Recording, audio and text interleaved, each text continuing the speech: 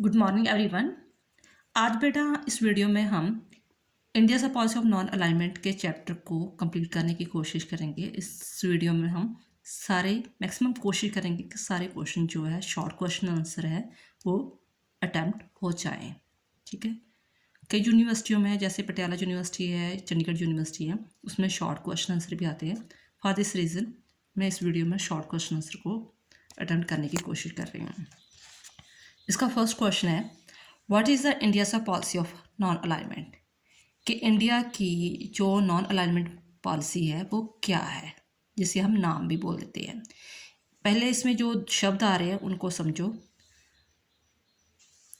Power blocks कहा गया है कि जब दुनिया जो दो पार्ट में डिवाइडेड हो गई थी, एक को लीड कर रहा था यूएसए और दूसरों को कर रहा था यूएसएसआर, जिसे सोवियत संघ बोलते हैं, रशिया बोल देते हैं। ठीक है, तो पावर ब्लॉक्स में जो जो सारी दुनिया एक तरफा डिवाइडेड हो चुकी थी। और कोल्ड वार बोलते हैं, जब सेकेंड वर्ल्ड ख़त्म हो चुका था, युद्ध नहीं हुआ था, उसके बाद दो युद्ध हो चुके थे, विश्व युद्ध, उसके बाद का जो समय था 1945 से लेकर 90 तक जो समय था, वो एक पॉसिबिलिटी रहती थी कि मे भी शायद अब युद्ध हो जाएगा, बट हुआ नहीं। ग्राउंड लेवल पर युद्ध नहीं हुआ। चलो बातों में एक दूसरे पर बातों से कीचड़ फेंकने की कोशिश करते रहे मीडिया के द्वारा, या कुछ भी है, उसको हम कोल्ड वार बोल देते हैं। और इन चीज़ों से बचने के लिए, कोल्ड वार से बचने के लिए, तीसरे युद्ध से बचने के लिए, पावर ब्लॉक से बचने के लिए, मिलिट्री अलायंस से बचने के लिए, इन चीज़ों से बचने के लिए कि अपने आप को कैसे हम अलग रख सकें, इन सारी प्रॉब्लम्स से कैसे अलग रख सकें, जो अलग रखने की पॉलिसी अपनाई गई थी कि हम किसी युद्ध में शामिल नहीं होंगे। ठीक है, किसी मिलिट्री अलायंस में शामिल नहीं होंगे, हम किसी ग्रुप में शामिल नहीं होंगे। उस चीज़ को नॉन अलाइनमेंट मूवमेंट बोला गया कि हम किसी भी ग्रुप में शामिल नहीं होना चाहते। कहते after the second world war was over, the Cold War had started in the world, and the both power blocks had started entering into military alliance with the purpose to strengthen their respective blocks. जब second world war ख़त्म हो चुका था तो cold war शुरू हो गया, और दोनों ब्लॉक्स ने कोशिश की कि हाँ, मैं अपने आप को ज़्यादा पावरफुल शो करूँ। यूएसए जो था, यूएसए के अलायंस जो फ्रेंड्स थे, उन्होंने अपना शो किया, यूएसएसआर ने अलग, क्योंकि यूएसए जो था वो कैपिटलिस्ट की जो आइडियोलॉजी उसे अपना रहा था, और यूएसएसआर जो था कम्युनिस्ट जो आइडियोलॉजी को स्प्रेड करना चाहता था। तो इस फॉर दिस रीज़न को उन्होंने मिलिट्री अलायंस शुरू कर दी है, with the purpose to strength, अपने आप को और ज़्यादा पावरफुल बनाया जा सके। As a result of this going on power struggle, the tension has increase in world. For this reason जो पूरी दुनिया में जो टेंशन और इंक्रीज़ होनी शुरू हो गई, फॉर स्पेशली उन देशों के लिए जो अभी अभी थोड़ा थोड़ा अभी आज़ाद हुए थे। ठीक है, जैसे इंडिया था, पाकिस्तान था, नेपाल था, श्रीलंका था। ठीक है, अभी देश आज़ाद हुए थे, तो वो अपनी आज़ादी को खोना नहीं चाहते थे। To save itself from this explosive situation, India decide not to join any power group and remain separate from this power struggle, and this became India's policy of non-alignment, which later on took the shape of the movement. इसी reason के कारण India ने कोशिश की कि मैं किसी भी एक्सप्लोजिव सिचुएशन से दोबारा गुजरना नहीं चाहता, अपने आप को पावर स्ट्रगल से दूर रखना चाहता हूँ, और इसी रीज़न को ध्यान में रखते उन्होंने नॉन अलाइनमेंट मूवमेंट को अपनाया। ठीक है, अगर कहा जाए कि नॉन अलाइनमेंट का जो बानी है, जिसने शुरुआत की, तो वो इंडिया को ही इस चीज़ का सारा जो क्रेडिट जाता है। फिर दोबारा वंस अगेन कि जब सेकेंड वर्ल्ड वार ख़त्म हो चुका था और कोल्ड वार शुरू हो चुका था, दोनों ब्लॉक्स कोशिश कर रही थी कि मैं अपने आप को ज़्यादा पावरफुल बनाऊँ। फॉर दिस रीज़न वो मिलिट्री अलायंस बना रहे थे, जैसे नाटो सीटो सेंटो बना लिया इसने यूएसए ने, और जो वार्सा पैक्ट वो यूएसएसआर ने बना लिया। लेकिन जो थर्ड वर्ल्ड था, यानी कि जो तीसरी दुनिया के देश थे, जैसे इंडिया, पाकिस्तान या दूसरे श्रीलंका जैसे देश थे, वो इस चीज़ों से दूर रहना चाहते थे। तो वो तभी रह सकते थे जो अलग मूवमेंट को अपनाते। फॉर दिस रीज़न उन्होंने इस नॉन अलाइनमेंट मूवमेंट का जो इसको क्रिएट किया।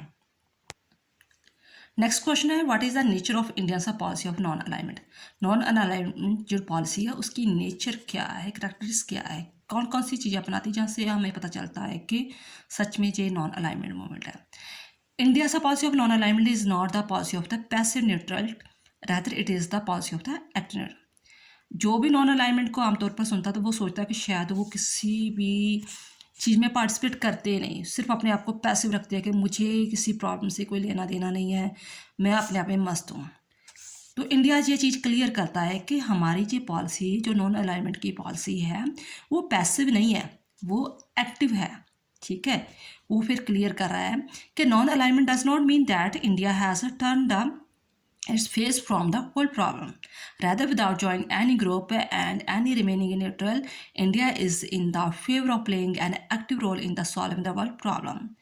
कि हमारा मतलब ये नहीं कि हम जो भी वर्ल्ड प्रॉब्लम आ रही है, जैसे कोरोना की होगी, या इन्वायरमेंट की प्रॉब्लम होगी, या पावर्टी, या कुछ भी प्रॉब्लम्स वगैरह है, ठीक है, तो हम उस पर मुंह फेर लेंगे, हमारी नहीं प्रॉब्लम, हम उसमें कोई पार्टिसिपेट नहीं करेंगे। कहता हम ये चीज़ हमारी पैसिव नहीं है, हम एक्टिव होके उस चीज़ में जो रोल प्ले करेंगे, जितना भी हम उस पर पार्टिसिपेट कर सकते हैं, हेल्प कर सकते हैं, हम करेंगे। ठीक है, India therefore is against all types of the military alliance and believe in the peaceful settlement. सिर्फ इंडिया ये बात कहना चाहता है कि हम जो मिलिट्री अलायंस है ना, जैसे आप कह रहे हो नाटो है, सीटो है, सेंटो, आप ग्रुप बना रहे हो, ठीक है, मैं उस ग्रुप में शामिल नहीं होना चाहता, और मैं किस पे ये विश्वास करता हूँ, मैं पीसफुल सेटलमेंट पर विश्वास करता हूँ। ये इंडिया ने क्लैरिफाई किया है कि हमारी जो पॉलिसी है वो पैसिव न्यूट्रल नहीं है, एक्टिव है।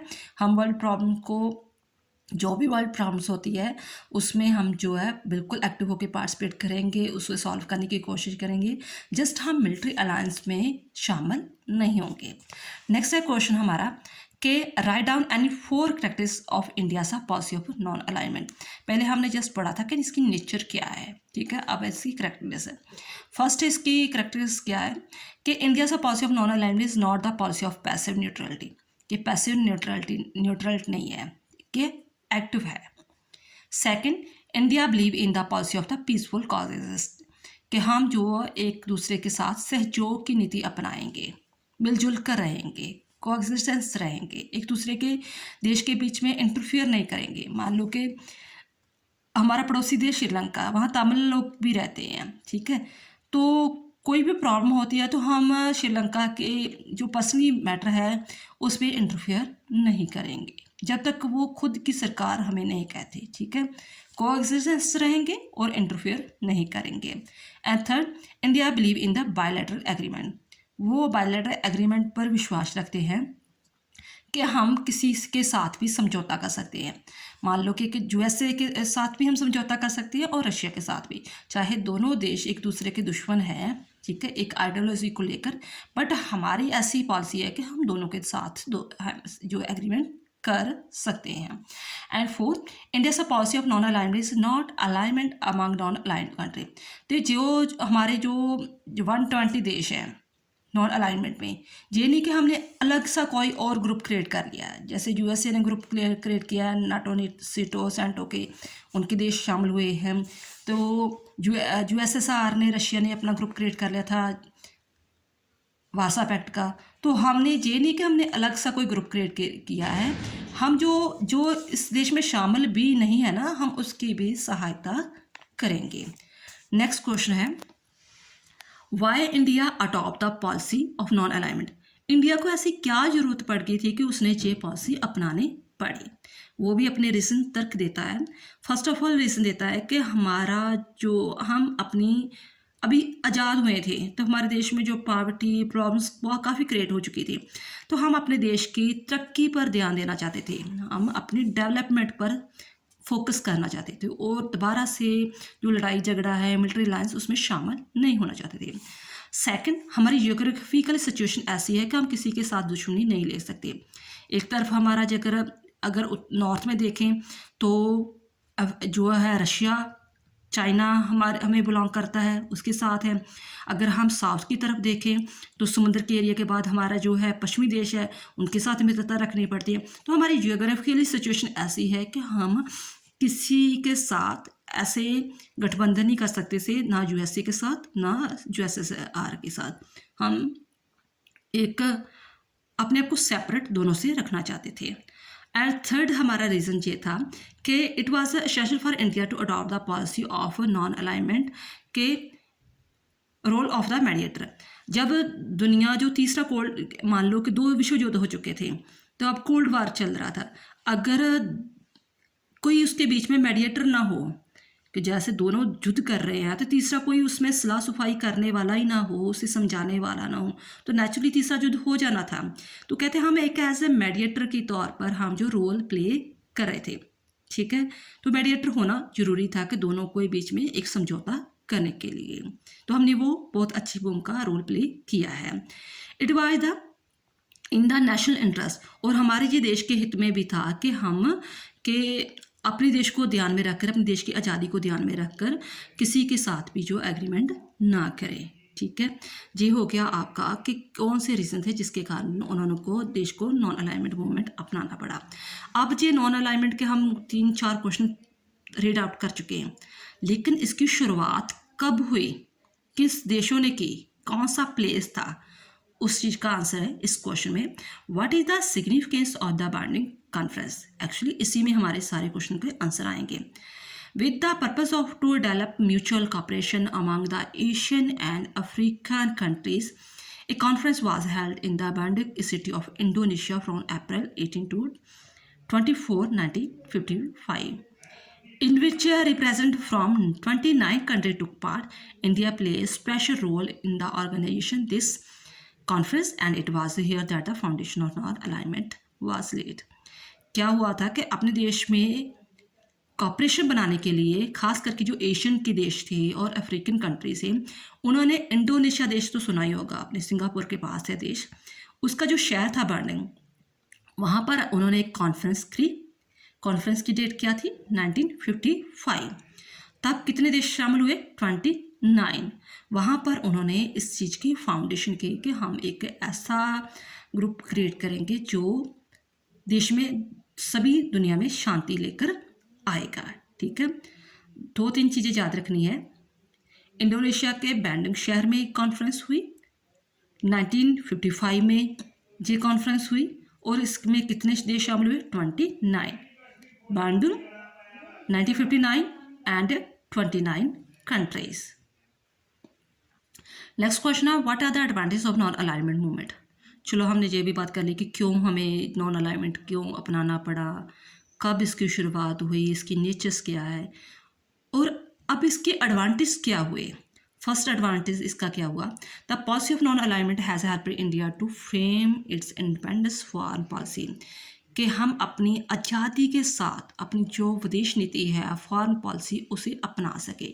अगर हम किसी देश के साथ हो जाते, मान लो यूएसए के साथ हो जाते या रशिया के साथ हो जाते, तो जैसी उनकी फॉरेन पॉलिसी है हमें वैसे सेम टू सेम बनानी पड़ती। अब हम आज़ाद थे, किसी ग्रुप में शामिल नहीं हुए, किसी ब्लॉक में शामिल हुए, फॉर दिस रीज़न हमने जैसे हमें हमारे देश के अकॉर्डिंग फैसिलिटीज़ थी, हमें ज़रूरत थी, हमने उसी के अकॉर्डिंग फॉरेन पॉलिसी बनाई। अगर आप फॉरेन पॉलिसी का चैप्टर पढ़ा होगा आपने, तो वहाँ देखा होगा कुछ चीज़ें हमने रशिया की अडॉप्ट की, कुछ यूएसए की, कुछ इटली की, कि जैसे लगा कि हमारा देश डेवलप हो सकता है, उस चीज़ को ध्यान में रखकर हमने फॉरेन पॉलिसी अपनाई। सेकंड, हम जो अपने देश के जो इंटरेस्ट है उसे मेंटेन कर पाए, ठीक है। And third, it has been able to maintain the neutral status, हम न्यूट्रल स्टेटस बना सके कि कोई भी इंटरनेशनल इशू होता है, अगर हम जो हमें सही लगता है हम उसका फेवर आराम से कर सकते हैं। अगर यूएसए का लग रहा है फेवर हमें अच्छा, तो यूएसए को हम कह सकते हैं कि यू आर राइट। अगर हमें रशिया का सही लग रहा है तो हम ना रशिया को ठीक कह सकते हैं। तो हमारी जो स्टेटस क्या था? Neutral. And fourth, being non-aligned countries, India has been able to play an important role in the settlement of international dispute. जो भी इंटरनेशनल डिस्प्यूट होती थी, कोई भी इंटरनेशनल कोई प्रॉब्लम्स क्रिएट होती थी, तो जो इंडिया था वो एक एज ए मीडिएटर के तौर पर उसे रोल प्ले कर पाया। And fifth, being a non aligned country, India has been able to get support of both. Non alignment movement के कारण ही हम दोनों देशों की सपोर्ट हासिल कर सके।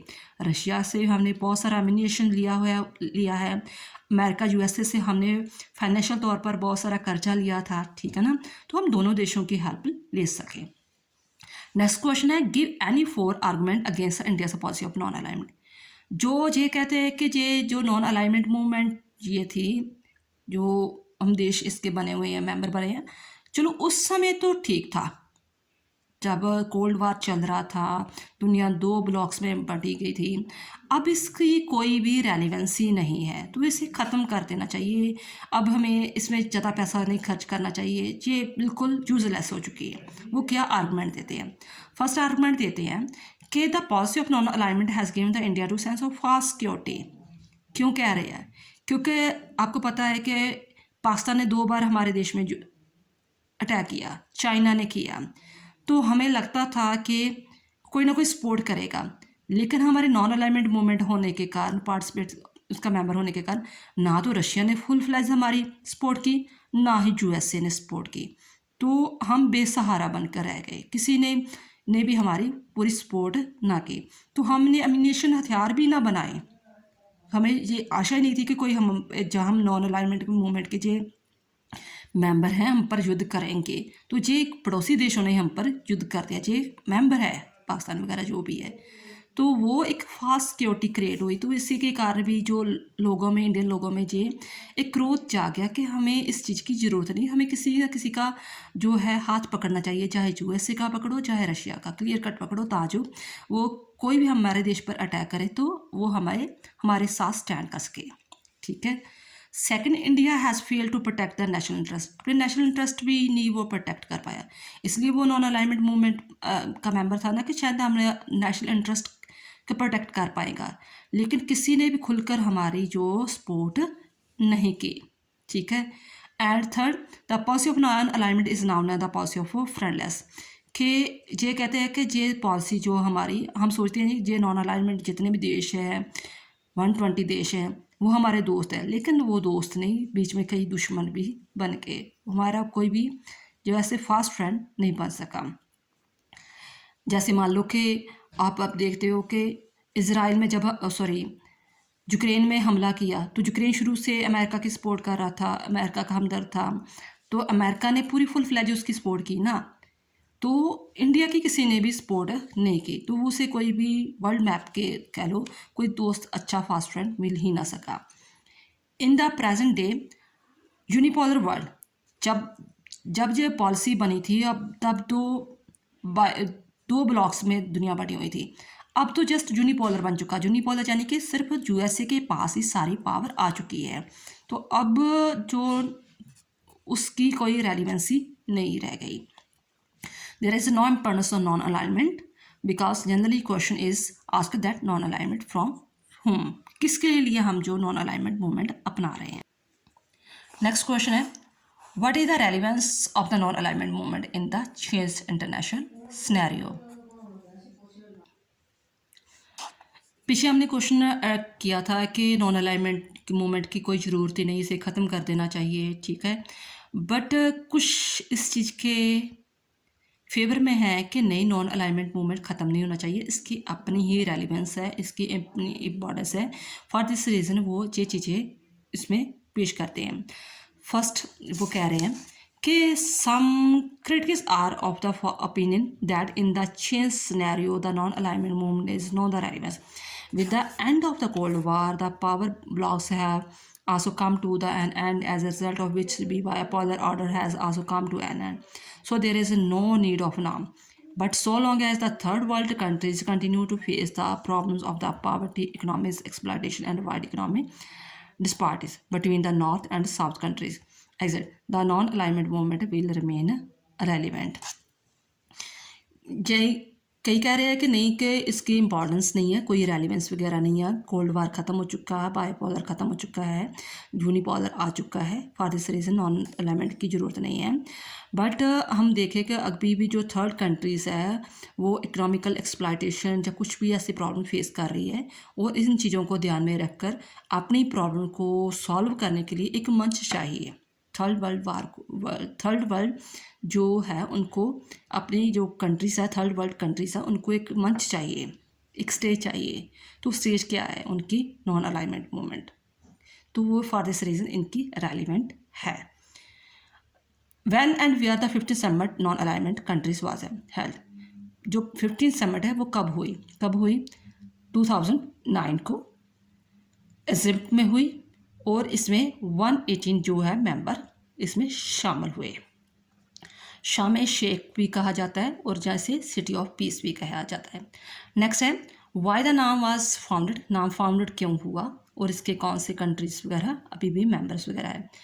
सेकेंड वर्ल्ड वार के बाद में हुआ नाम जो है, पीछे हमने फर्स्ट क्वेश्चन रीड किया है, तो अभी भी इसमें इंडिया, इंडोनेशिया, इजिप्ट, यूगोस्लाविया जैसे देश वगैरह फंडिंग दे रहे हैं, जो उसको फाइनेंशियल तौर पर हेल्प कर रहे हैं।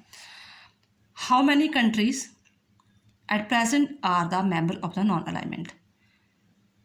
18th summit of the non-aligned countries held by Baku, जो 18 समिट था वो बाकू में हुआ, उसमें 120 कंट्री इसमें शामिल हुए। इट मीन्स इसमें कितने कंट्री हैं अब 120 कंट्रीज वगैरह हुए हैं। ठीक है, आई होप आपको ये क्वेश्चन जो है सारे समझ आ चुके होंगे। अगर फिर भी कोई प्रॉब्लम आ रही होगी तो आप कमेंट बॉक्स में लिख सकते हैं। थैंक्स बेटा।